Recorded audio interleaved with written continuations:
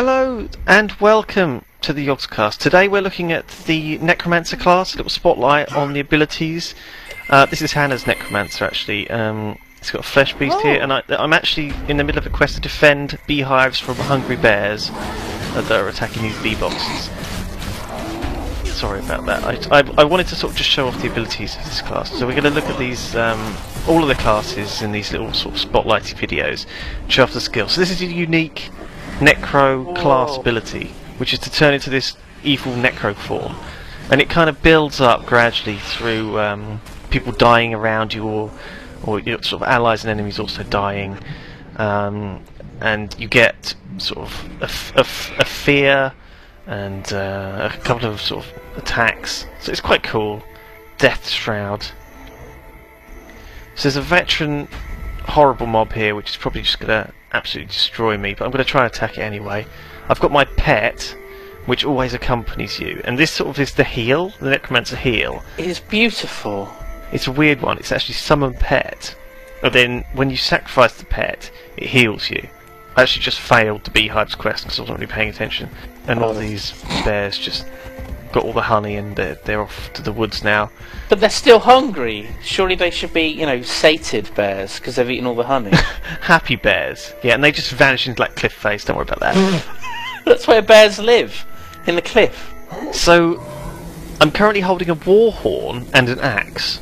Okay, and the war horn gives you a speed boost. It gives you these cloud of locusts also, and the axe, it's kind of, they're not really melee attacks. They're kind of ranged spell attacks, but they're sort of quite close range. So the way sort of things work in Guild Wars 2 is if you have a weapon which is like an axe on a caster, it tends to be more close range. Whereas if you have something like a staff, it'll be longer range. So in fact, I'm doing pretty good against this veteran mob. Normally these veteran mobs are absolutely hard as nails, because I've obviously been leveled down to the same level as this mob. So I'm like effectively a level 12, maybe even level lower than that. But there you go, I killed it. I had to sacrifice my pet to get some life back. Ah, right, yeah. But that's pretty cool. So these, I mean, the standard sort of abilities, they each are slightly different. So this one removes buffs from the target foe and does additional damage. So that's kind of a PvP type ability. And so most weapons have some sort of semi-PvP ability, like a cripple. So now I've switched to the staff, and I have this phantasmal grasp attack, which is this sort of auto attack, the number 1. And it will keep chain casting. That's how these first attacks work. If you just press it once, it will throw out hundreds of... It will just keep throwing out hands. I love that ability so much. I love it. But that look so good. And you can see the little green orbs that are coming off the deer that I was killing.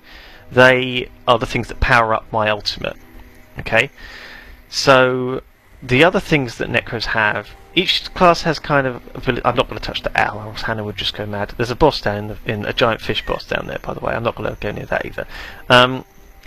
So this is quite a cool one. It changes your staff into a scythe and sends out like a reapery kind of attack, which is very, very cool. And these things are marks that you put on the ground. They're kind of like traps, and when people run through them, they get affected. And the one I just used was a sort of a slow and a vulnerability. And there's another one. See, it sort of goes off. And this here, the 5th ability, Putrid Mark, again, is something which is a trap. So what I'm going to do is I'm actually going to put some on the floor here if I get a chance to show this off. I'm just going a bit nuts with all the abilities. That's pretty much how it works though. You just use everything on cooldown and things fall over dead. So Putrid Mark transfers conditions from allies to foes when triggered by a foe. Okay, so if you are crippled and you run through this, it will cripple the person who's attacking you. So for example, if you put that down and there's a warrior who's crippled you, it will cripple him instead. Okay, this one next to it, Chillblains, is a chill and poison, and that one over there is a sort of bleed and vulnerability. Okay, so I can now drag monsters through these marks and infect them with these things.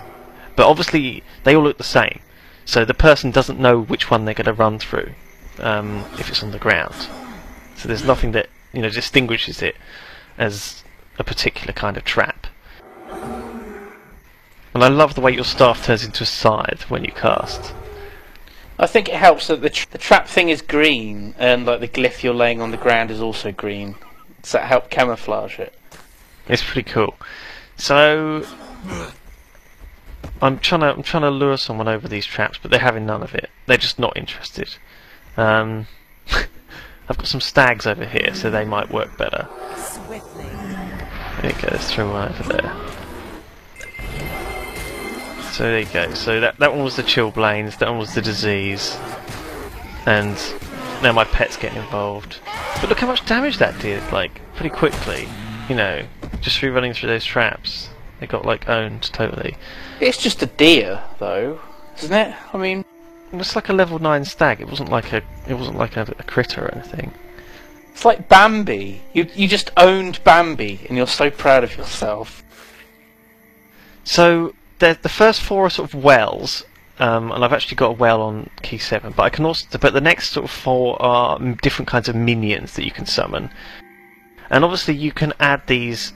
So the first hotbar, the first 5 abilities change based on your weapon, but the second 5 you can change based on skill points that you earn in the world. So you have to pay for them, you know, and you can only have a certain amount. And 0 is reserved for the elite skill. So there's Lich Form, which transforms you into that sort of lich, that cloud of flies that you may see before, or I'll show it to you actually on the engineer video. But in this case, I'm just going to show off all the cool pets that you can get. Oh my god! So you got Bone Fiend there. You got 2 bone minions, and got a Flesh Golem. Okay. And you can have them all out at once. Yeah. Oh my god! So these are like, it's the River Drake here. Just no big deal. It's just, the guys are just, my army's just going to work on them. Flesh Golem just like leaps forward into stuns and stuff. They've all got active abilities that they sort of use, like charges and stuns, and some of them poison, and some of them are ranged. So you can kind of, you know, choose which ones suit your playstyle best. But oh my god, aren't they terrifying? They're amazing. Okay, so next I'm going to look at dual-wielding daggers and also the scepter instead, and I think the offhand focus instead of the offhand torch. No, the offhand warhorn. Sorry. So with the scepter, you get another well, you get insect swarm, which you unleash on people, and it sort of spreads disease, and it also fears them. So these cows are running away in fear. Which is quite a common mechanic in other games, but I think it's one that's pretty unique to Necromancers in this. I've certainly not seen that mechanic on anything else. There's a sort of slow, there's a few kind of damage abilities. These poor guys are getting owned. The offhand focus, these sort of debuffs, so poison and weakness, and chill and vulnerability. So basically, the 2 offhands for the focus are 4 different conditions you can put. So look how many conditions there are on these guys, these bulls. They're just covered in like diseases and crap. It's horrible. Do you think this is more PvP, these abilities, or? Well, look how quickly they all die. I mean, the Mesmer, you know. You've got an army, mate. You've got a whole army of creatures bent to your will. That's pretty cool, isn't it?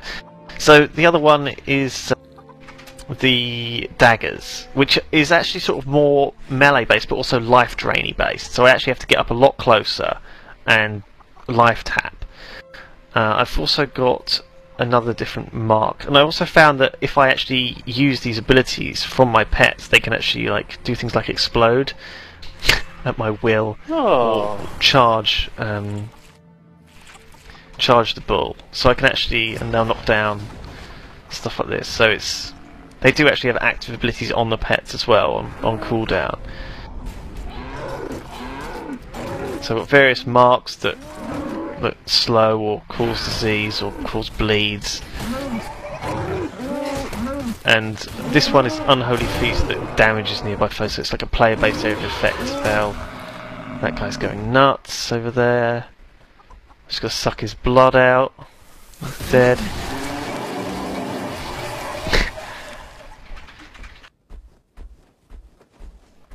Now, Are these harpies?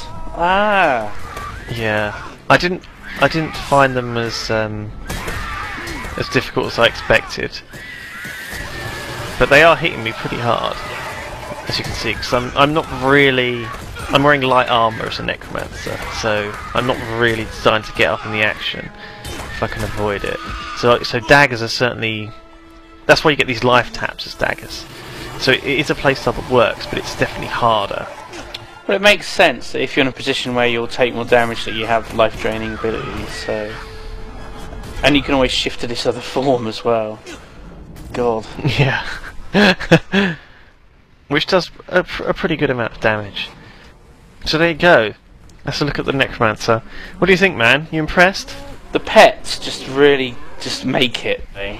I mean, my God, these disgusting-looking, horrible creatures that you've got. They're beautiful. They are absolutely disgusting looking. I played Necromancer a little bit, but I didn't see any. I didn't unlock these amazing pets. I wish I kept playing it now, but I stuck with the engineer. So next beta, I definitely want to look at Necromancer and level 1 up. The thing is, if you keep saying that about all of them when I show you these videos, you're going to want to play all of them. And you only have 5 character slots, so you can't. I guess, yeah, per server. More character slots, please, Blizz. Thanks.